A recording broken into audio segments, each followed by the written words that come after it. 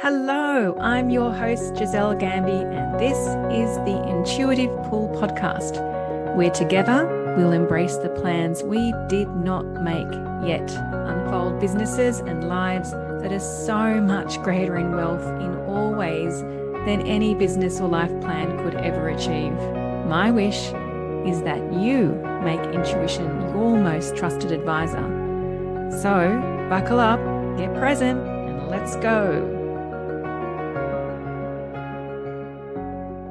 Good morning, good afternoon, good evening, our wonderful Intuitive Pull listeners. Gosh, today is such a joy for me to be interviewing my dear friend that I've known for quite a while now, Annie McDonnell. And today's episode is an incredible celebration of Annie being sober for 3,000 days, which is 8 years, powerfully sober for 3,000 days. I 100% know in every part of my body that this episode was created for particular people. And you will know when you hear this conversation, you will know that it's for you. And yet might be a little bit provocative, and it might have you love yourself even more. And whether that be through choosing sobriety or whether that be through choosing to be powerful in any other way. So let me introduce Annie. I asked Annie if she could provide me with a little bio, and she provided me with the most perfect, like this is perfection.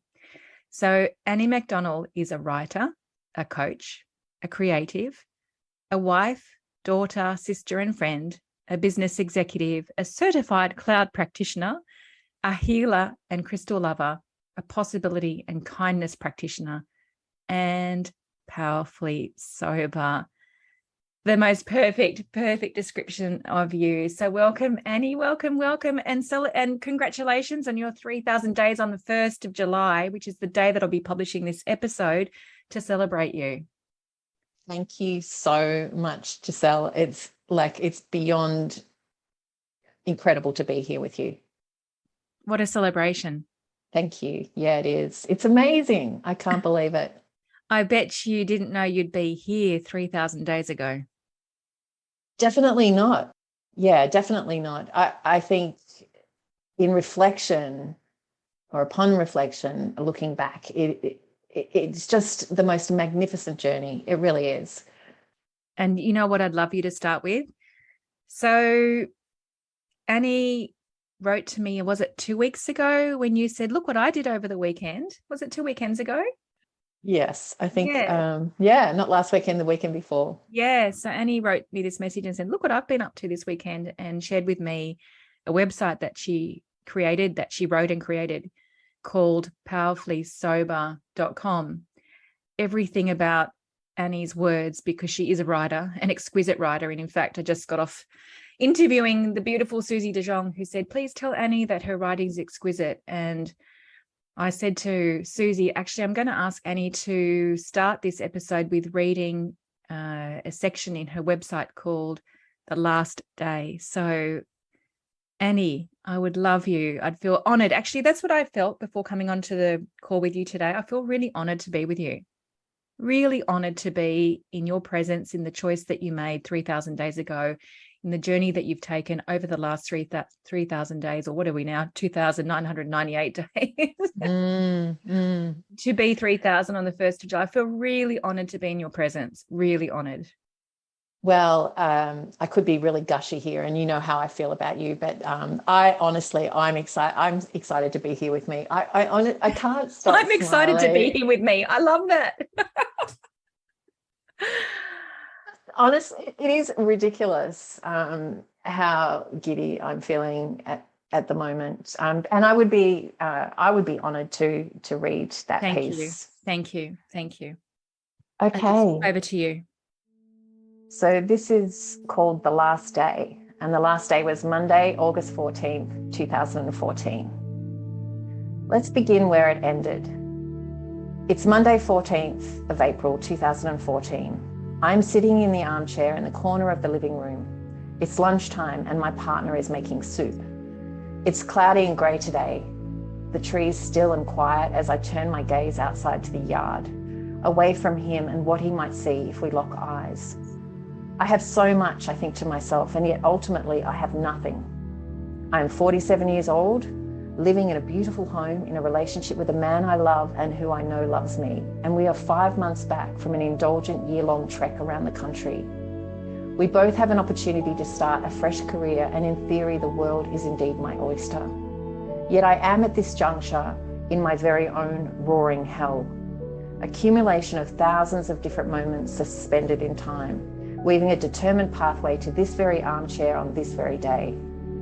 The catapulting toward the doom I've been sensing for some time has accelerated alarmingly.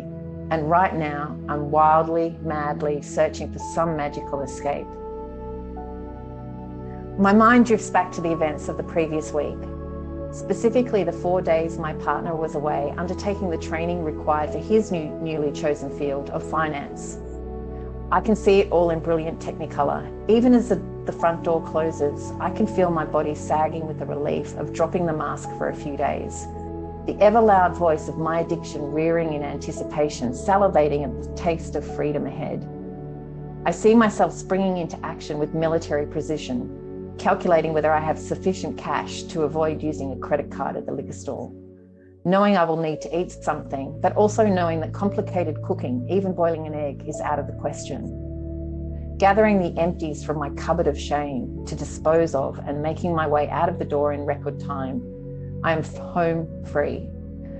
No more exhaustive pretending, just grateful relief to drop the charade and revert to my now norm of basic bare needs.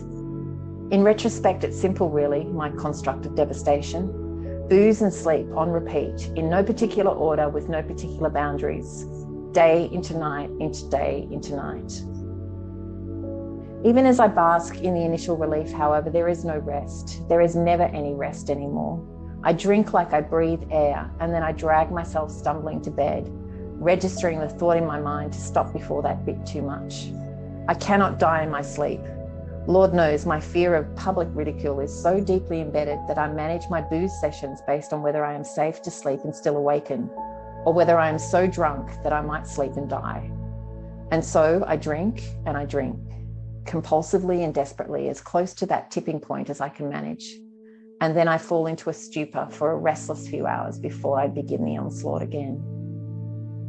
But I am aware no amount of booze can numb the knowing that I cannot hide the depths to which I have fallen for much longer. It is coming.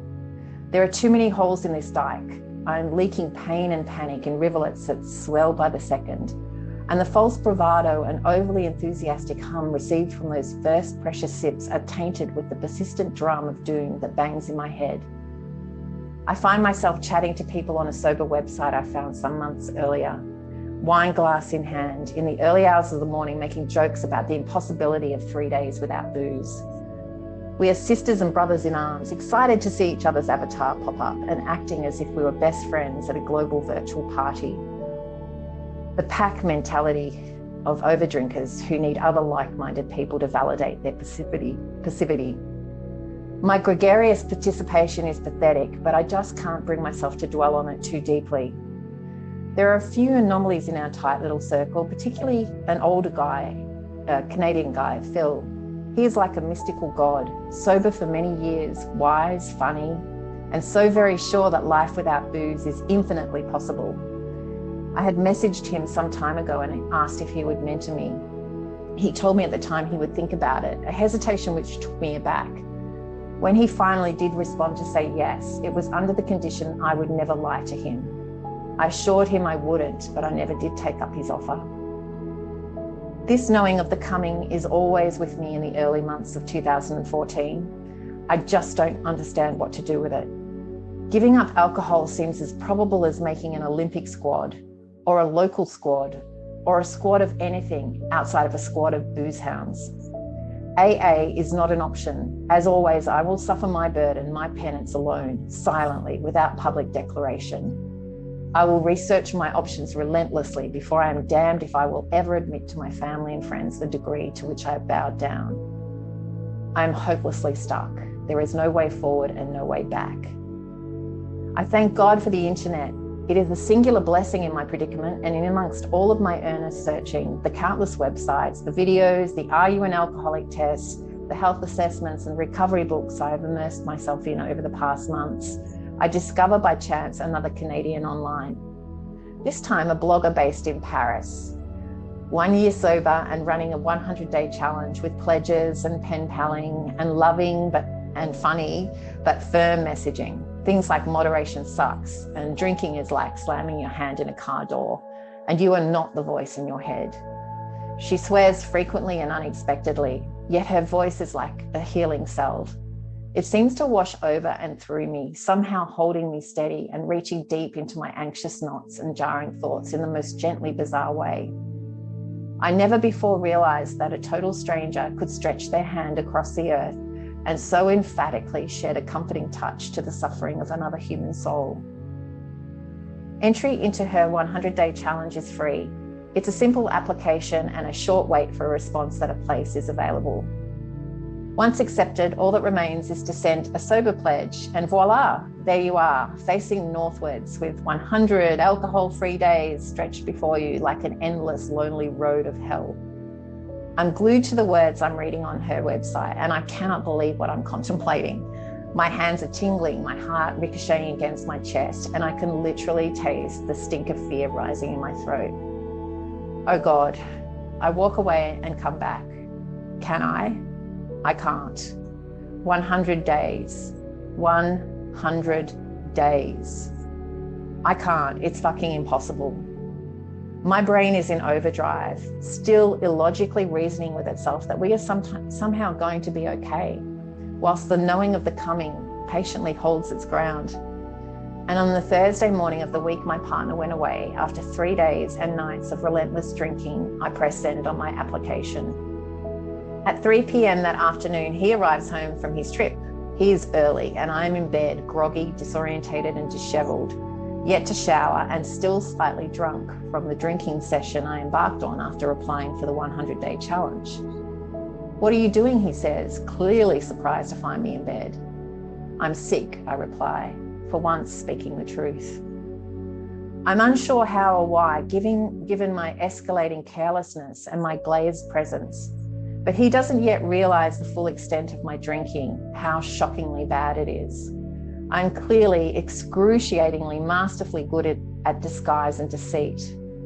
Always the high achiever, even in addiction. And so my sickness passes muster through Friday and all weekend, and once again I am able to shield him from the knowledge of who I truly am, who I've always been in my mind, a despicable, hopeless, dishonest drunk.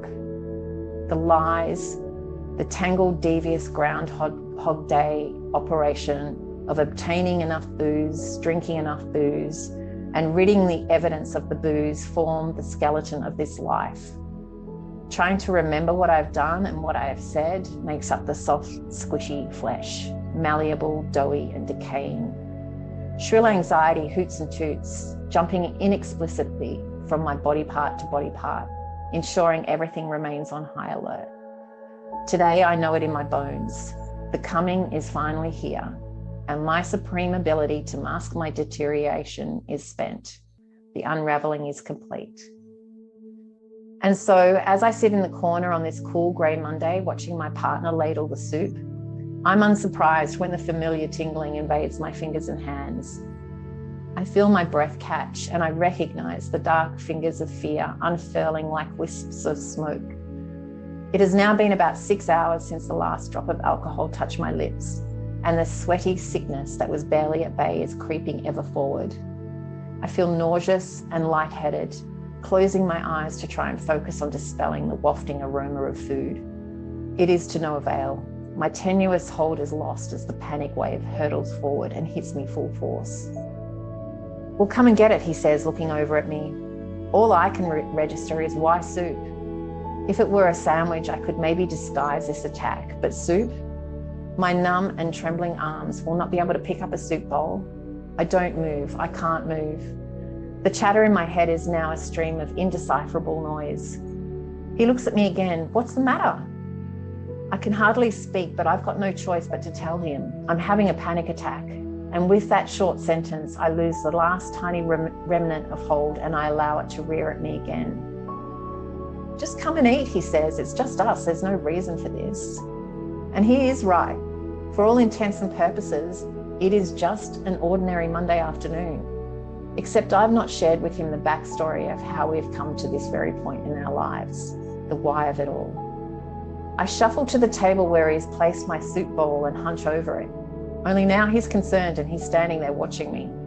I will my hand to pick up the fucking spoon. My hands are shaking and I know, as sure as I know my own name, I cannot pick up a spoon and feed myself. God, he is still watching, a little impatiently now. The spoon finds its way into my hand and I dip it precariously into the soup. I inch my face as close to the bowl as I can to reduce the distance of travel, but still, the soup slops from the spoon before it finds my mouth. My arms are dead. The trembling is uncontrollable. It's now finally that tears of despair run down my cheeks. What has happened to me? I whisper as he looks helplessly at me, the shell of me. Booze rules my life, and now it seems I can't even eat a simple bowl of soup in my own home on a Monday afternoon without a major panic attack. Even if I can't conquer the wretched claws of alcohol, how can I ever contemplate living a normal life again with this random, uncontrollable, merciless panic? How can I ever trust myself to see friends, go out for a cup of tea, drive a car, get a fucking job? How will I ever maintain my relationship or do anything? He is trying to understand. He's trying to comfort me, but how can he touch beyond the surface?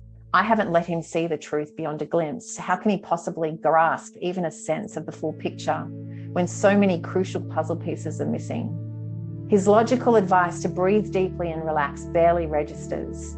What does register is that he is unknowingly a victim of my patheticness, and the enormity of what my demise means for the life of the person I love, my best friend, is completely overwhelming. I cannot forgive myself. I abandon the soup and half walk, half crawl back to my chair to stare vacantly out the window once again. Suddenly the fog dissipates. And in that moment of pure, unadulterated clarity, I can see my future.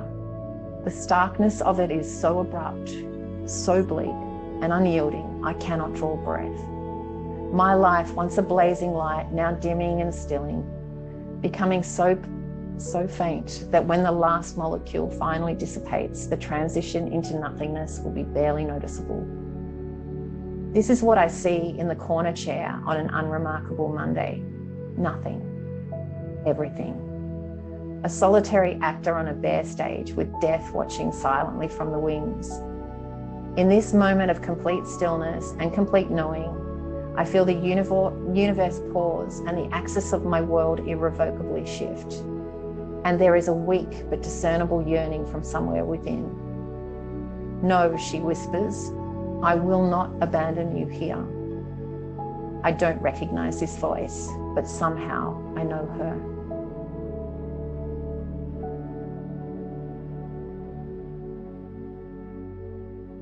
Thank you, beautiful one.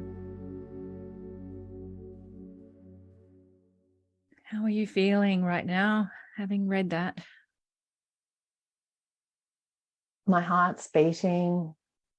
I'm there in that chair. It's just so vivid. The sensations, the memory of the sensations are still so embedded into my body. And I don't want to lose that. I want to stay connected to the magnitude of that feeling. And why would you say that? Because most people would say, I want to get rid of that. I never want to feel that again. I want to forget about that. Why do you want to stay connected to the magnitude of that feeling? Because what I recognize now is that was my invitation. That was my gateway. That was my my solace, my everything, really. That is my everything. And every drop of, drop, using inverted commas there, because I'm thinking how funny, drops. Yes. I don't know. My mind's like going, well, but every drop of alcohol, every drop of that experience was perfection. And the intensity of that last day, although I didn't see it then, was incredibly magnificent and incredibly, I don't want to just say life-changing, because that just feels, it doesn't really convey to me the gratitude I have for that. And thank you for letting me read that. I rarely sort of read it out loud, although I have done it in sections, but when I read it out loud, I really do get that sensation kicking back in, and it really, it sucker punches me. Yeah, I could see you. For the listeners, we're on video. We have the benefit of seeing each other, and I could see you, feeling it, particularly when you stopped reading it. And so I love that, because I love the way that you've just explained how you hold that last day. You hold it in reverence, you hold it in honor, rather than shame, right? Rather than judgment, rather than I couldn't possibly see myself that way, rather than through pride. And it's that level, like, acceptance isn't even the right word. Yes, acceptance is here, but it's even deeper than acceptance. It's just such an honoring of that part of your life that was absolutely necessary to be powerfully sober today, and to be so joyous as you are and so free as you are today. So I think that's a really important piece for people to hear, because when we're in a place that we're not happy with, it's particularly when it's full of shame, it's very challenging for us as human beings to actually accept the place that we're at.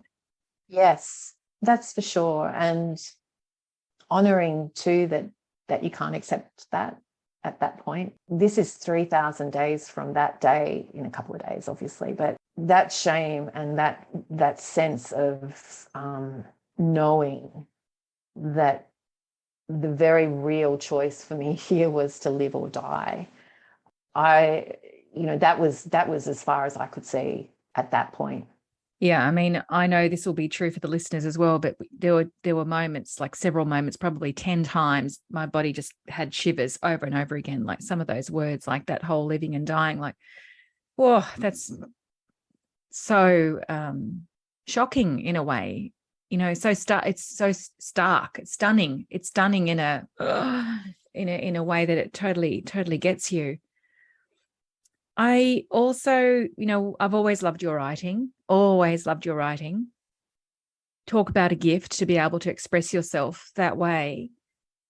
And the way that you did describe that last day, I mean, there's nothing that you hold back on. And I want to know what has given you the freedom to write that, to share that on a website. I know that you're starting to write about this on LinkedIn, of all places, which is actually the most, one of the most perfect places to be sharing this.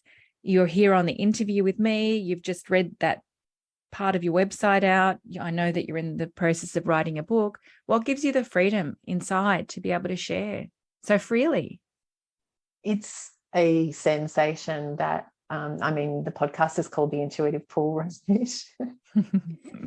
It is that, but it's also, it's been a process of shedding some of the stories that I've held on to, the illusions I've created, the corner that I've voluntarily put myself into, to recognize that, and the irony is that the freedom is always there.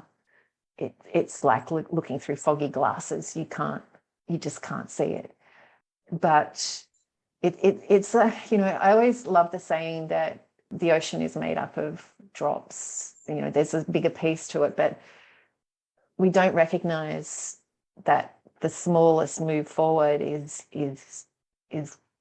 gathering or building our strength to move forward into a different realm. And that's why, like, a drop looks insignificant. It's like that's fucking useless. Like, what's the use of that? But I reflect back on 3,000 years and 3,000 days, and that is just 3,000 days made up of drops. Yeah. Wow. And it's and that's only what I can see from this perspective. That is not that is overflowing from me now, but that is not it either. The freedom, I think I think it would be everyone has their own path forward, but I think just the letting go of and shedding some of the stories that I have created, recognizing that I have created, and just wanting more. Like, can I say, I just want more? I want more.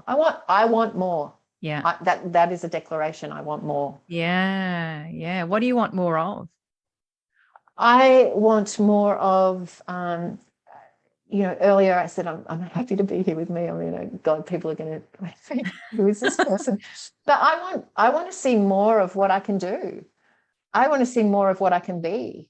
And I want to see more of my own leadership and authority. And I want to see more joy. And I want to see a full experience of life. And I just want more. Yes, please. Let's put the order in for that one. Absolutely. I want more too. Let's have more together. As you should. As you should. Yes. Sometimes the shame is that we want more, to say we want more. Well, yeah. Fuck that shit. Fuck that shit. Let's all have more. Let's honor ourselves and honor our capacity to create and be and share more. Yeah. Because life is infinite, right? So all those stories about I should be happy with what I've got, you should be grateful for what you have, fuck that shit. On Friday, the 1st of July, we're celebrating 3,000 days of sobriety, of being powerfully sober. And as I have shared with you in our conversations, normally the words powerful and sober don't go together. Normally when we talk about sobriety, it more denotes feelings of loss. I'm going to lose my social life. I'm going to be more alone, and I'm going to not have as much fun. And yet your experience is like you're so powerfully sober that you're really happy to be here with yourself. You're that powerfully sober, and you want more, like you want more joy, and you want to see more of your leadership and more of your authority and more of all the good stuff. So how did you get from where you were 2,998 days ago to being powerfully sober today? What was that journey? And I love, by the way, I don't know if you want to refer to some of the chapters of the book that you're writing here, or if you just want to go free form, do as you wish. Well, you have been a big part of that story, because we have known each other for a bit of that, quite a bit of that, those 3,000 days. And from that, you will know that I had a lot of work to do. That when it's not the same for everyone, but drinking is rarely the problem. Like, drinking is generally a result of something else that's going on at a deeper level. It's an escape. It's a means. Not for everyone, right? This is my experience, and this is my experience with working with a number of people. There generally is something else. So when you stop drinking, you might stop drinking, but it doesn't necessarily result in, the obliteration of anything else that was underneath that. So drinking very, very conveniently allowed me to hide from myself for decades, literally. Like, honestly, when I started drinking and I was like, hallelujah, what the hell is this? It's great. I don't have to be me anymore. And what that did over many, many years was I operated at what some people would say was a very high level, but I didn't operate authentically from myself. So when I stopped drinking, there's a process of that's gone, And now you're like, what now? And for me, and part of the book is the undoing and then the ongoing. So, that part of the initial part of being sober, the undoing piece for me was undoing some of those stories, undoing some of those behaviors, but also unlocking my connection to who I truly am at the core. Like, and it's not, it's not easy work, I'll be honest, but it is joyful work. When the relief you feel, this is my personal story again, but the relief I felt when I was like, she's okay. She's not this crappy person who is never going to live up to anyone's expectations. She's actually really cool. It's such the relief to peel back some of those layers and peer around the corner and suddenly recognize that there's a lot to love about this person. There's a lot of a number of gifts that this person has. The writing piece. I never when I was younger, I was the sporty one. I was not the creative one. I actually wanted to be an actor when I was a little girl. I never told anyone because I just thought people would laugh at me because that wasn't me. That wasn't and of course it's the label I gave myself. But at the end of the day, you start to discover so many things about yourself once you make a choice to get to know yourself. And so the progression to powerfully sober has been what, I call it the sacred walk now as part of what I do. Is that sacred walk is really, you can't even describe the beauty of that walk. And I've been on that walk for 2,000.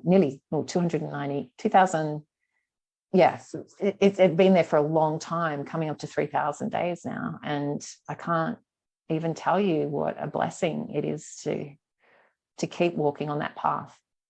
And powerfully sober, I think that felt so right to me because on another level, I'm also unapologetically sober. Yeah. I don't care if you want to laugh at me for not drinking. I don't care if you don't think I'm fun or you don't want to invite me out. I just don't care. I feel, that part of ownership around choices that are good for me. And I believe sober looks good on me. Sober suits me. What a great expression. I believe that sober looks good on me. It suits me. Yes, it does. And also, I don't want to, I don't have to bargain with myself. I don't have to bargain with myself that I'm only going to have one drink. I'm not going to do this again. I don't have to moderate. So I feel that where I am standing right now, the choices that I've made for myself in my life and those around me, because it's always a ripple effect. We affect those around us, is incredibly powerful, an incredibly powerful statement that I am so happy to connect myself with. I love being unapologetically sober. I love the fact that you don't have to moderate yourself. Like I really get the freedom around that, freedom of expression, which is clear, so clear here, right? Through your writing and speaking now, and also how you're supporting people. I also love the expression, the sacred walk. Like it is just so beautiful when I read that from what you shared with me. Those 3 words were just perfection, the sacred walk. 2,998 days ago, when you were in the space that you shared with us on the last day, what did you think the walk would be like? The walk to sobriety would be like? Did you believe it would be a sacred walk back then? Or did you have a perception that it would be something different? Okay, I can feel this sensation too. So when the penny dropped on that day, the last day, and I knew, so I had signed up for the 100-day challenge. So the sacred walk for me was, I don't know how I'm going to do this, but I'm going to do this challenge. I was not beyond, to even think 100 days was ludicrous, I have to say, but when the stakes are really high and there's a choice, there's always a choice. But for me, the choice was never about leaving this life from that place. So the sacred walk, my first sacred walk, was those first 100 days. And I just knew how sacred they were, like 100%. Beautiful. It's actually not the response that I thought I was going to get.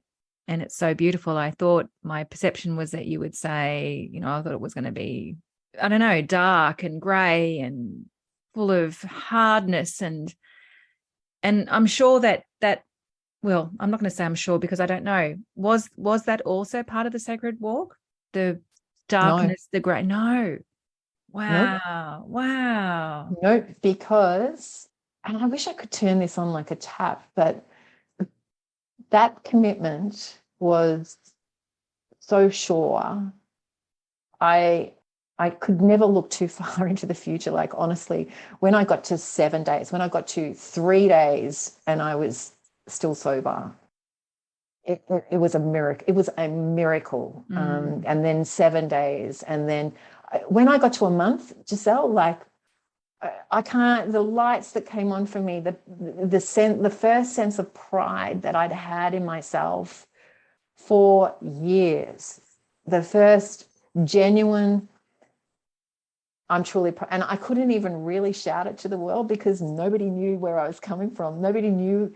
I had been so secretive with everything. I had held this so tightly within myself.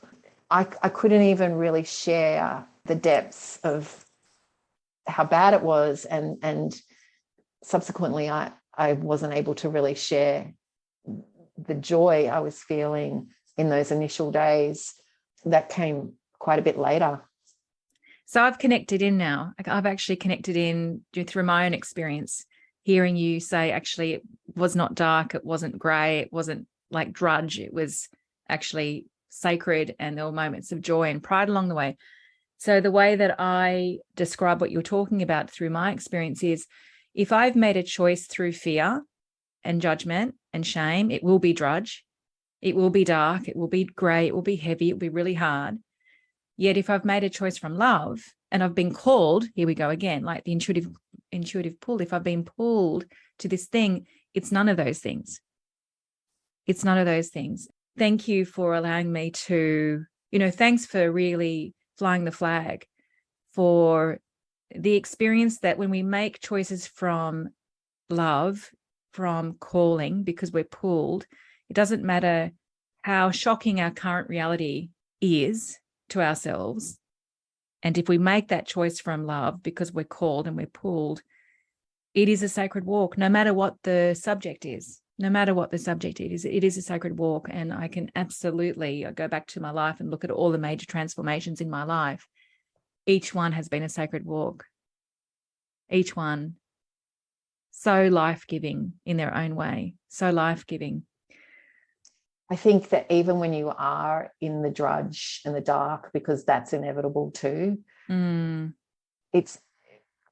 have been in places over the last 2,998 days where I'm like, not to go back to drinking, but like, this is just fucked. I don't know what to do. Like, because, I had to pivot careers and there was a whole recreation of life. And there was some very dark, doubtful moments around what that was. And I tried desperately to shake those off, get rid of them, get rid of, come on, be up, be grateful, be thankful, you're this, you're that, rah, rah, rah. But when you try and rah, rah yourself and you're just not in that space, that there's an honoring that has to take place to recognize that is part of the sacred walk as well. Yes. So the sacred walk isn't just, sunshine and confetti.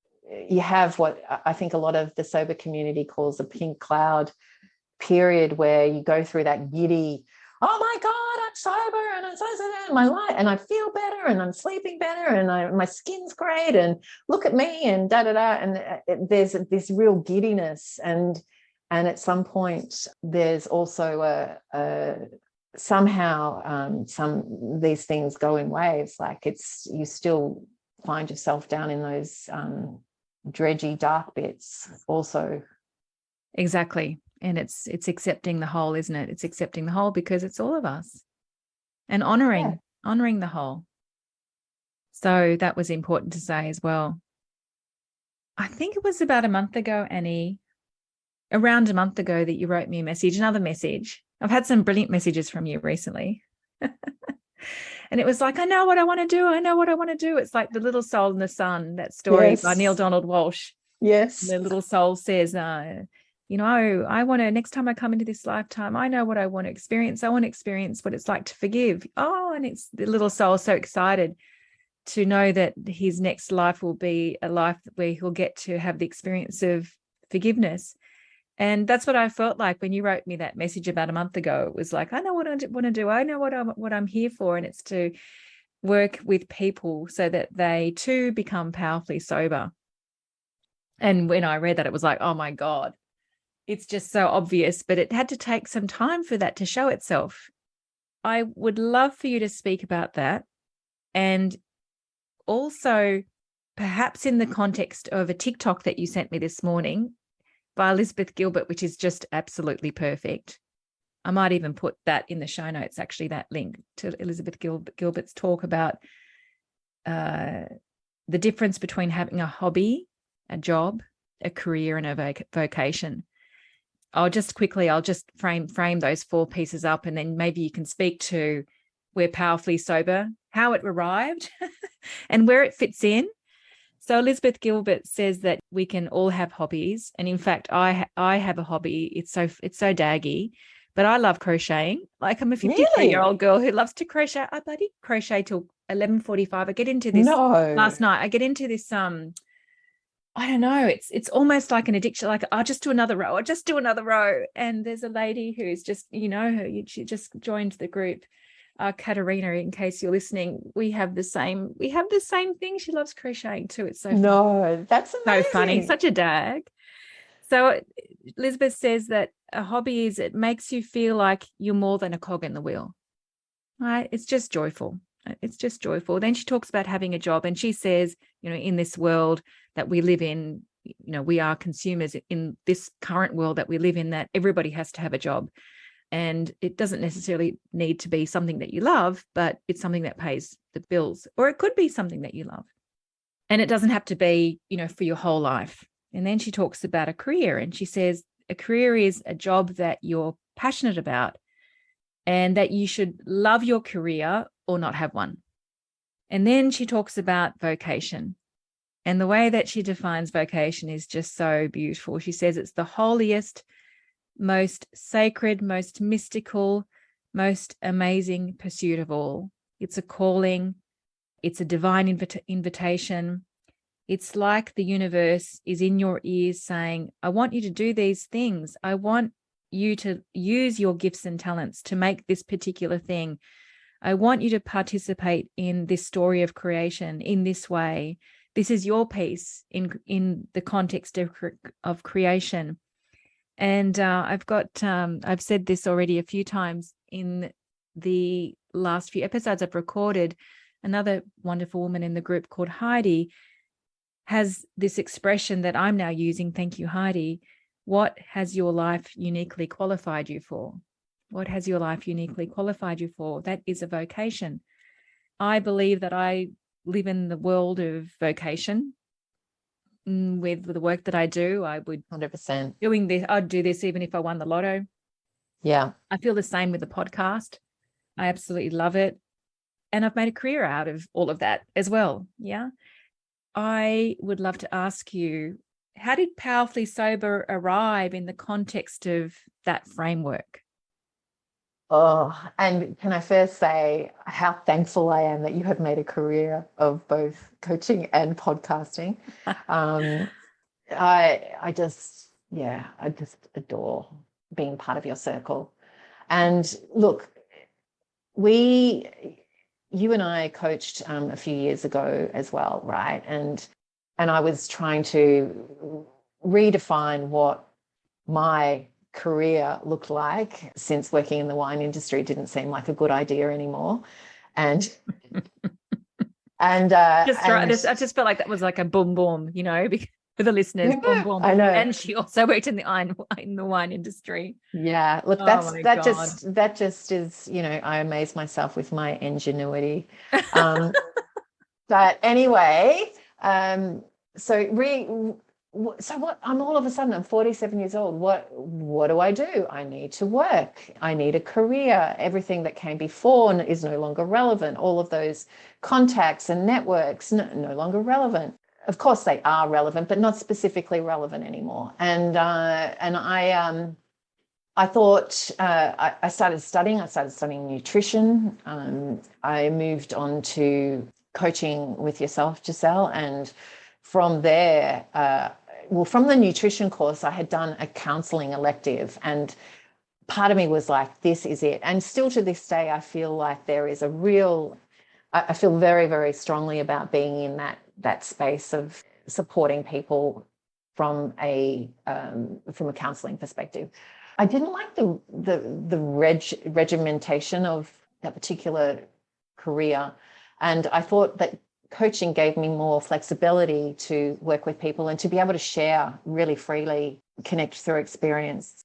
It was an amazing time because I was growing and becoming more confident, getting to know myself, and really starting to own some of my own gifts and talents. However, I wasn't, I also now own, I look back and I can own the fact that I didn't have the grounding around building a business at that point. So as my husband very kindly pointed out to me, coaching was a hobby, not a job or a career. And that hurt. Like, I can't even tell you how painful that was, to have found something that you feel so aligned with, but to know deep in your own being that he's right. At this point, I can't, I honestly can't pull the business side together. I need to get a job. And so I did, yeah. And I've developed a new career from that point onwards. I've developed a new career in cloud technology of all things, which is so, it just makes me giggle like anything to myself, because it's so crazy to think that I'm working in that space now. And that has taught me an enormous amount as well, Giselle. That's, even though I couldn't see it at the time, that is also my school of power and authority. That is part of this sacred walk. And it is only, like I said, through all of these drops that I've come to a point where Powerfully Sober just arrived. It literally arrived. And I was had started working with you again, obviously, and I can't recall what I was doing exactly, but I was like, I have capacity to give back. I have capacity to add value. I feel very powerfully sober, and I knew straight away. And that's when I sent you that text. I do feel, I still work in cloud technology. That is something I'm actually really enjoying at the moment, because again, I've let go of a whole lot of stuff, resentment around working, resentment about, having to do something, but now being joyful that I get to learn and create and be challenged, and so it's not either or, it's and have this as well, that feels very much like a vocation, because it's so connected to who I am. It's so connected to what I want to bring to the world, and who I want to be in the world. And so I saw that thing from Liz Gilbert last night, and I had to send it to you because it was so perfect as well in how it has, for each of those four things, I can relate really, really strongly to. And now I can see the threads that connect them all together for me. Exactly. And when we were speaking yesterday, and we were talking about how you have so much trust in the process that unfolds. There's an unfolding of process that happens, and there's such a patience in you now, because you know that there is an unfolding. And even though when you tried your hand at coaching the first time around and you couldn't get the business pieces together, really what's truer than that is that wasn't the place, that wasn't your area of coaching. And I've said this to you as well, it's only something that I've become aware of in the last few weeks because of the people that are currently in the group, and how evident it is that there is an unfolding. And then there's a point where we get to, including myself, when I had my big, massive epiphany in 2013, that I wasn't here for everybody as I thought I was. And the limitation, or how limited the results were. I mean, they still were amazing on one hand, but they also were still quite limited. And then when I had the realization, oh my God, all of my life is uniquely qualified for me to be this particular coach right now. And so we're really seeing that so strongly in the group now, aren't we, at the moment? Yeah. So there's a patience. And yes, the point that I wanted to make is, I said in the group a few weeks ago, aren't we lucky that God, love, the universe, whatever you want to call it, doesn't grant our manifestations or our wishes immediately? Aren't we lucky that our manifestations aren't granted immediately? Because if they were, we'd totally be missing out on what the sacred walk wants us to experience and to arrive at. And I mean, even on the flip side of that, maybe we are being granted exactly what we want. 100%. Because yeah. these are the drops that without which you could not have that vast sort of container, or that the vastness that is you. It's not a container, but it's the piece that is evolving has to be made up of all those other bits. It has to be. Yes, we become the sum of all of our parts. Yes. Yes. And there's a time, isn't there? We both know that there's a time, there's an arrival, isn't there, where we can see the perfection of all of those drops, and we can see how all of it makes up, this, who we are. And when we can see that, then you have moments like you do. I know what I want to be. I know what I want to be. It makes me laugh so much, because that's I mean, the Little Soul in the Sun is one of the most, I just love it so much. And I did feel like that. I did feel like a little soul going, yes, this is me. Like it is so true to me. It kind of vibrates from my inside out, and I can feel that. I can literally feel my insides vibrating with a big yes. Yeah. And it's just so, there's a lightness about it that is very true. Yes. Annie, what would you like to say at the end of this interview? You have free reign. You can say whatever you would love. I have free reign. Awesome. I don't think we should put as many expectations on ourselves as we do. In the piece that I've written for LinkedIn on my 3,000 days, there's a quote by Bill Gates that is, we overestimate what we can do in 1 year and underestimate what we can do in 10 years. Oh. And I guess just speaking to that, my last words would be, you've got this. We might not know it. You might not know it. I didn't know it at the time, but it's, even when things seem like they're stagnating, they're not. They're not. So patience, yes. Kindness, yes, to oneself, I think is where I would leave it. Thank you. Thank you. Thank you. I want to let the listeners know that there are ways that you can work with Annie to be powerfully sober yourself. And I will put Annie's website in the show notes. There's a couple of ways that you can work with Annie. You can work with Annie on your own sacred walk, which is a 4-month program. And because Annie also has a career, space is limited. So she's able to work with 2 people at a time for 4 months. And there's also the option of engaging Annie for a session or a couple of sessions. So whatever you feel, if you're called, this is one of those moments to say yes to that calling, especially if you feel like you have a connection with Annie. I want to say this actually, which I didn't expect to say. When I had my big epiphany in 2013 and I realized I wasn't here for everybody, I realized that I was here for people who had experienced what I had experienced, but didn't know that what they were doing was inauthentic. They were still in it. And yet I now was out of it, and I could see that all the things that I'd been doing had no value. And so in that, I realized that I'm here to work with people who I have a sacred contract with. It's like our souls are meant to do this thing. And it's the same thing with Annie.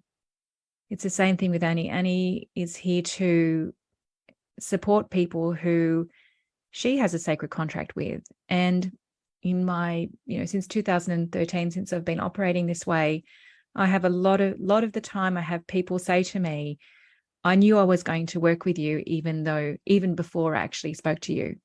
And sometimes when I receive application forms, I read the application and I get a feeling and I say, yes, we're going to do this thing, even though I've not actually spoken to that person yet. And it's the same thing with Annie. You'll absolutely know if Annie's your person. And if she is, and you're ready to make this decision from love, or you would like to make this decision from love, you might not even have made that yet, but you would like to, please love yourself that much that you would reach out to Annie. And that's all that I'd like to say. Thank you. Thank you, Annie, so much. Thank you. Thank you so much. Love you. Love you too. If you enjoyed this episode or previous episodes, I would so appreciate you sharing the love and letting your family, friends, and colleagues know about this podcast, because the only way that it's going to get out there is if we use word of mouth, the good old word of mouth. So I have my hands in appreciation for you, for those who have already been sharing the love. And should this part of the podcast inspire you to share amongst your network, I really appreciate you.